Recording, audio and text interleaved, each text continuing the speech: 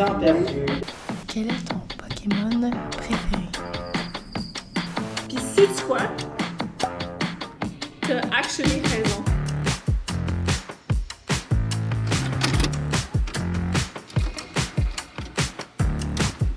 Bonjour à tous et bienvenue dans notre chaîne YouTube. Je suis content, voici ma sœur Béatrice. Hello. Et on a une visite, quelqu'un pour l'entrevue, pour notre première entrevue de l'année. Et il s'agit de Vicky. Bonjour Quentin! Bonjour Vicky. Et bonjour Béatrice! Je suis tellement contente que vous m'ayez invitée pour une entrevue. Là, je me sens très privilégiée. Donc, qu'est-ce que tu fais de ton métier? Oui, ça c'est une bonne question. En fait, moi je suis orthophoniste. Alors Quentin, est-ce que ça te dit quelque chose, orthophoniste? Absolument. Qu'est-ce que ça te dit, toi? Orthophoniste, c'est comme quelqu'un qui aider à expérimenter avec les personnes. Oui. Ouais, parce que Quentin, tu es une orthophoniste aussi. Elle s'appelle Valérie. Puis qu'est-ce qu'elle t'apprenait, Valérie? Et Valérie m'a exprimé comme genre trouver les solutions avec les jeux pour mémoriser. Ah, d'accord. Puis ça, est-ce que tu vois encore une orthophoniste aujourd'hui? Malheureusement, elle est partie. Ah, d'accord. Parce qu'en fait, les orthophonistes, on peut travailler vraiment plein de choses là, avec les gens qui viennent nous voir.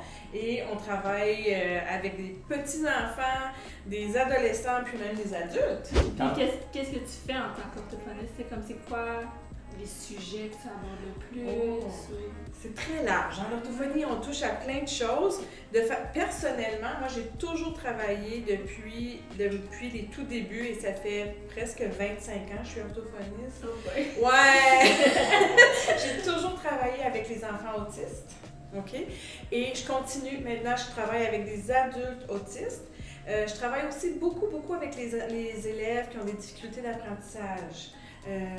La rééducation au niveau de la lecture, de l'écriture. Donc, en fait, c'est beaucoup mes champs de travail, mais une orthophoniste peut travailler au niveau de l'articulation des sons, au niveau du langage expressif, la façon dont on s'exprime, la façon dont on comprend les choses, le bégaiement. Donc, c'est très large comme champ d'intervention.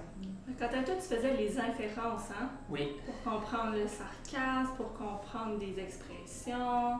C'est ça que tu travaillais avec Valérie, hein, avant qu'elle parte? Oui, elle aussi, il m'a beaucoup expliqué avec l'expression et aussi trouver les solutions aussi, comme les mathématiques ou comme les français. Oui. Puis d'essayer d'ordonner ta pensée aussi. C'est ça. L'organisation. Oui. Quels sont les outils et techniques d'orthophonie pour aider les personnes autistes? Oh, en fait, là, on est chanceux parce qu'il y a beaucoup de recherches qui se fait de plus en plus. Donc, il y a 25 ans, on avait moins d'outils. Là, il y a beaucoup de recherches. Puis, je te dirais, Quentin, que l'outil principal, là, c'est la personne avec qui je travaille. En fait, c'est d'aller voir quels sont vraiment ses besoins. Qu'est-ce que la personne recherche? Qu'est-ce qui pourrait l'aider, soit à mieux communiquer avec les gens de son entourage, à mieux communiquer dans son environnement de travail. Donc, on va aller chercher les intérêts aussi de la personne, puis on va cibler au moment précis. Donc, si c'est un jeune enfant, puis là, l'enfant ne parle pas encore, bien là, on va trouver des outils qui l'amènent à s'exprimer ou on va utiliser des méthodes complémentaires pour l'amener à pouvoir communiquer avec les gens. Puis avec les adolescents, bien là, c'est différent. Là, tu vois, on va travailler beaucoup avec comment faire partie d'un groupe, comment se faire des amis. Donc, on va travailler beaucoup l'aspect social aussi. Puis chez l'adulte, bien, ou bien on va aborder le marché du travail, les études. Donc, c'est très large. Puis, j'ai pas une approche spécifique. Donc, je vais piger dans la littérature, je vais piger les différents outils, les différentes recherches, puis je vais l'adapter à la personne avec qui je travaille. Si quelqu'un a besoin d'une orthophoniste, comment est-ce qu'ils font pour y avoir accès? Mais en fait, c'est assez simple, tu as juste à appeler l'orthophoniste. C'est simple de... Sauf que, dans certains cas, il y a des compagnies d'assurance, parce que des fois, c'est couvert par les assurances, puis des fois, les compagnies d'assurance demandent une référence du médecin. Okay. Mais ça, c'est uniquement en lien avec les assurances. Sinon, C'est pas compliqué du tout. Puis comment tu détermines ton approche? Est-ce que comme les parents remplissent un questionnaire ou est-ce que tu prends 1 heure avec l'enfant, l'adolescent, tu vois comment ça va? Oui, bien chez les petits, on rencontre le parent, puis là, on va vérifier auprès du parent. C'est quoi les plus grands besoins de la famille aussi? Parce que si l'enfant est non-verbal ou bien il communique très peu, bien on veut voir les parents. Et c'est quoi leur priorité à ce moment-là? Est-ce que c'est, par exemple, l'enfant fait beaucoup de crises parce qu'il ne peut pas s'exprimer, on veut réduire ça? Donc, on va aller de cette façon-là. Puis, graduellement, en travaillant avec l'enfant, on développe une belle relation. Puis là, ça nous guide aussi. Puis là, on essaie de suivre la courbe de développement. C'est quoi quand tu devais travailler, quand tu as commencé à avoir une orthophoniste?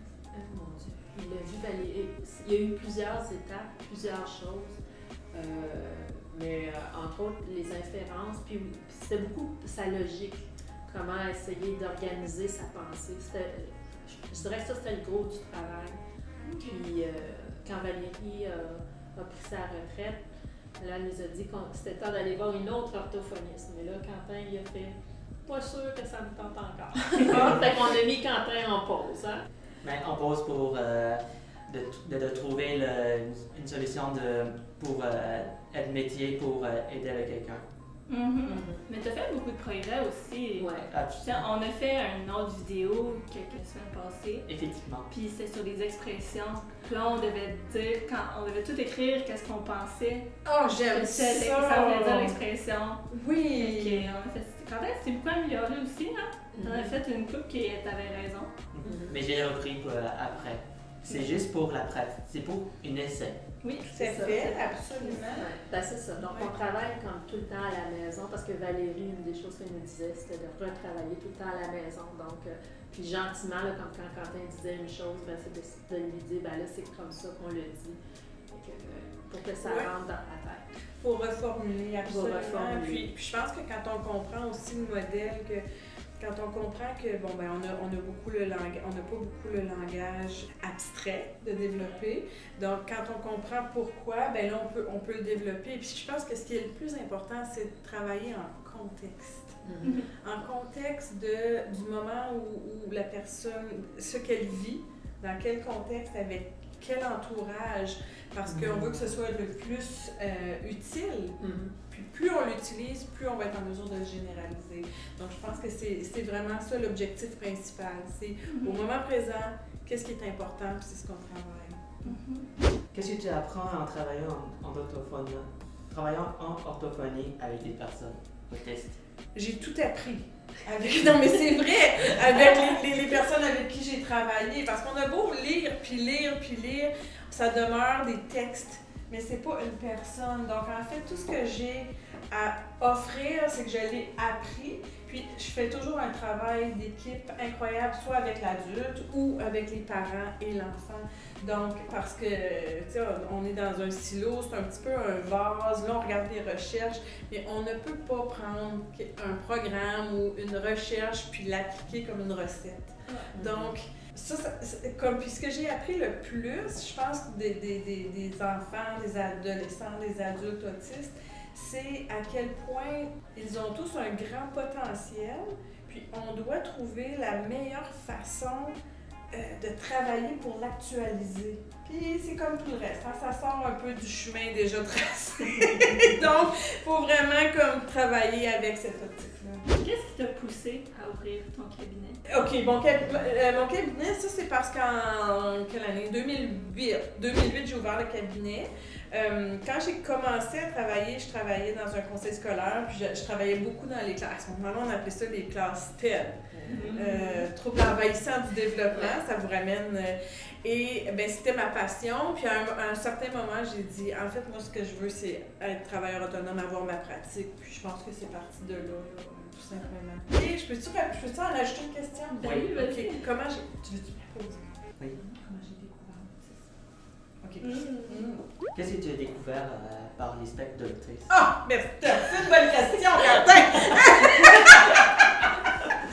Écoute ça. En fait, quand j'ai eu 16 ans, je voulais vraiment être animatrice dans un camp d'été.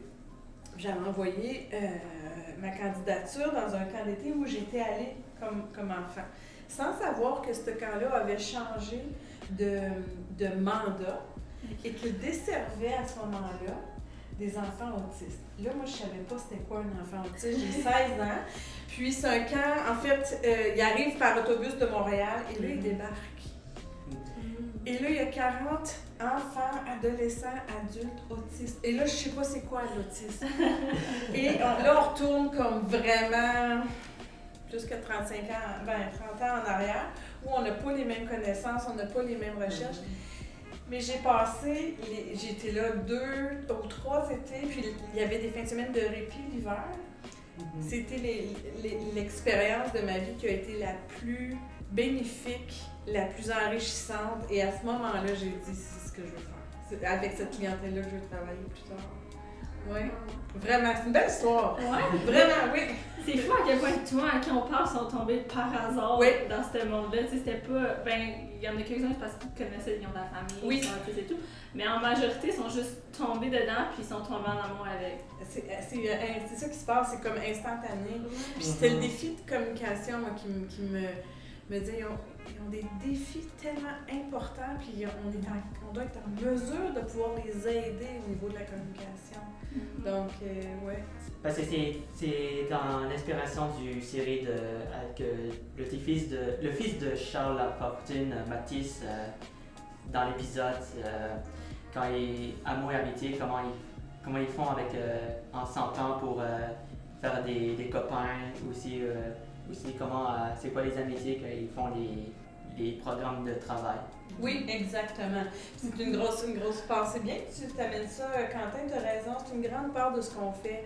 Développer les habiletés sociales qui permettent de se faire des amis, de maintenir des amis. La conversation, c'est quelque chose qu'on travaille beaucoup aussi parce que, en fait, tu sais, c'est des choses, c'est des habiletés qu'un enfant va apprendre spontanément, qu'on ne va pas lui enseigner. Hein? Par contre, pour nos enfants, nos adultes, nos adolescents, TSA, il faut leur enseigner. Puis je dis toujours, c'est ça la différence. Il faut l'enseigner comme on enseigne à lire. Donc, Fait que pourquoi de l'orthophonie plutôt que maintenant travailleur social ou. Mais ça, c'était la communication. Ok. Ah, c'était la communication. C'était comme il n'y avait même pas d'autres questions. Ouais. On sait en fait que c'est comme l'autisme, c'est aussi un trouble de communication. Donc, tout à fait. Ouais, c'était bien important. C'est quoi amener et t'appliquer dans le monde de l'autisme? De m'impliquer, bien encore là, je trouve qu'on a depuis les 25 dernières années, on a déboursoyé beaucoup. Je trouve que les familles ont dû faire énormément ils ont dû, eux, ouvrir la plupart des portes. Donc, je pense que comme professionnels, on a quand même une part de responsabilité. Puis je pense que c'est une façon d'amener la recherche plus loin, d'ouvrir les portes. Pas juste parce que je sais qu'on a longtemps ouvert les portes à l'école primaire, mais nos jeunes enfants vieillissent. Hein? Quel âge as-tu maintenant? J'ai rendu 23 maintenant. 23, c'est ça. Donc, il y a 25 ans, on pensait très peu encore à nos adultes. Mais là, on est là-dedans, donc je pense qu'on a un rôle important à jouer dans OK, bien, toutes les étapes sont importantes, puis donc pour moi, c'est primordial. Oui, parce que Quentin, lui, a été diagnostiqué le même mois où le pavillon du parc a reçu le mandat des TED dans le temps. Dans le temps? Ouais. Hey, ça a évolué aussi, là, le vocabulaire. Là, mais ouais. le 0-5 ans est resté une priorité pendant tellement longtemps. Oui. Ça n'avait pas d'allure. Puis moi, je disais toujours, ils vieillissent. Ben moi, ce que je disais, c'est que nos 0-5 ans, là, ils perdront pas, là, ils arrêteront pas d'être autistes, hein? Ils vont juste, toute cette bande-là va vieillir, puis comme ils ont quand même besoin de soutien, d'accompagnement, ouais. Mais surtout que le diagnostic, c'est le plus tôt, en tout cas dans le temps, même encore maintenant, c'est 2 ans et demi, 3 ans. Fait que là, t'as comme une période de 2 ans où tu as full attention dessus. Oui. Puis après ça, il n'y a plus rien. Oui, non, tout à fait. Ton 0,5 ans, c'est plus un 0,5 ans, c'est un 2,5, 3 à 5, tu sais. Par le temps aussi, puis les listes d'attente sont tellement longues partout, donc par le temps qu'il y a des services, il y a encore beaucoup à faire. Il y a énormément. Oui. Ben, on est chanceux d'avoir quelqu'un comme toi qui Non! nous aide à faire ça. Non, mais je fais ça avec passion, là. Non, sérieusement. Tu sais, je pense pas que tu peux inventé une passion pour ça. Je pense pas. Tu sais, faut que ce soit comme quelque chose auquel tu tiens, puis ouais. Parlant de passion, c'est quoi ton et tes passions? Oh my god, j'en ai tellement, là. Je vous ai tout écrit ça là, dans mon post, là. Vous irez voir mon post Facebook. Non, en fait, tout. Je suis passionnée d'à peu près tout. Mais c'est ça, c'est toujours trop intense, là, mais j'aime beaucoup le travail, j'aime beaucoup faire la recherche, j'aime beaucoup lire, j'aime beaucoup. Là, je fais de la moto, ça c'est nouveau. Oh, je suis un biker l'été. J'aime être dehors, là, je fais du savon, j'aime l'artisanat, je suis pas capable de tricoter, faut que j'apprenne à tricoter, mais j'aime cuisiner, donc, ouais, c'est ça. Oh mon Dieu! Toi, Béatrice, c'est le crochet quand même. C'est ça, j'avais du crochet! Oui, parce que moi aussi, j'aimais le crochet, j'aime pas le tricot, j'aime le crochet. C'est tellement beau, mais c'est juste un crochet, ça, hein? Ouais. Mais j'ai fait une grosse couverte avec la laine, genre épaisse. Oh, magnifique! J'ai mis ça mon lit. Ouais, mais oui, je sais, mais c'est un œuvre d'art, ce qu'on fait comme ça. Mais Quentin, je trouve que tu as fait tellement un beau lien avec ce que je t'ai dit, là. Moi, tout c'était pas C'était pas du tout en parlant de passion. J'aimais ça. C'est vraiment une habileté de conversation extraordinaire. Quentin, ce que tu viens de faire là? Absolument. Ouais! Bravo. Je suis impressionnée, Quentin. Bravo, oui. Merci. On Ouais. va faire des entrevues avec des célébrités. Ben, je suis pas une célébrité, non? Après le post. Ben,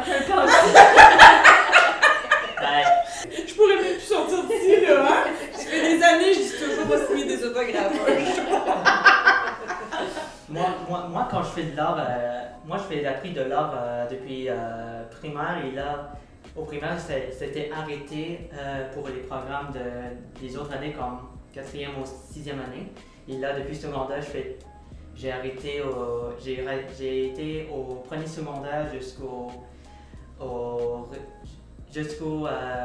arrêté en 2016 pour que je faisais travailler dans une entreprise pour aller à l'Aro. Oui. Tu as déjà été à l'Aro, hein? Oui, à l'Aro, c'était correct, mais la majorité, quand je regardais tout dans lundi, mardi, il n'y avait rien de travail. Il n'y avait pas de travail à faire. Non, il n'y a rien de travail à faire. Il n'y a rien du tout, parce que c'est juste de lire un livre jouer à société ou un jeu avec le journal. Ça dépendait de leur commande. Ouais, c'est ça. Je suis contente que tu parles de ça. Je vais faire un lien avec ce que tu dis. J'utilise ta stratégie en parlant de milieu du travail. C'est une autre chose pour laquelle qui est excessivement importante pour moi, c'est l'intégration en milieu de travail. Parce que Quentin et tous les autres adultes que je côtoie, vous êtes capables de travailler, puis c'est nécessaire pour s'actualiser. Hein? Oui. Donc je pense que ça, on a énormément de travail à faire. Le café va en faire connaître ça. Même la cuisine que j'ai appris avec maman quand j'étais enfant, et là, je suis finalement comment mieux faire avec la cuisine, avec les recettes. Mais ton pain aux bananes, c'est bon ton pain aux bananes, oh my god, je pense encore à ton pain aux bananes. Mais il n'y a pas juste pain aux bananes. Il y avait le cookie au beurre de cacahuète qu'on a fait, moi et maman on la faisait. Là, en as-tu apporté ce soir? Je les ai toutes mangées. Parce que c'est le préféré de Béatrice. C'est moi qui l'a demandé. Puis là, tantôt, j'en prends, puis je suis comme, je peux demander à personne de ses avoués. Mais Quentin a mangé aussi. Mais t'aimes cuisiner, Quentin. Oui. Est-ce que tu as une préférence pour cuisiner les desserts ou un repas de tous les jours? Ben, c'est les deux. Je fais comme la pâtisserie, et aussi pour la cuisine comme MasterChef, Canada, ou la version américaine, et aussi les Français aussi. Okay. Quentin, il aime écouter les shows de cuisine comme ça. Oui. Ouais. Avec Gordon Ramsay aussi? Oui. Ouais. Oh oui, mais lui, il est sévère. Ben lui, il était oh là là, faut faire attention. Oh oui, je sais. Faudrait pas comme qu'il vienne me surveiller cuisiner chez nous. Wow, c'était un superbe belle interview avec Vicky. Comment tu trouves, Béatrice? Je Je trouve que ça a très bien été. Comment Vicky t'a trouvé ça? Ah, j'ai adoré ça, n'importe quand! Merci, non merci. Puis en fait, Quentin, tu fais un excellent travail d'intervieweur. Puis écoute, Béatrice, modératrice en fait, c'est parfait. Vous êtes vraiment bon. J'adore le concept. Et maman? Moi, j'ai trouvé ça super comme entrevue. Je parle pas souvent, moi je suis en arrière.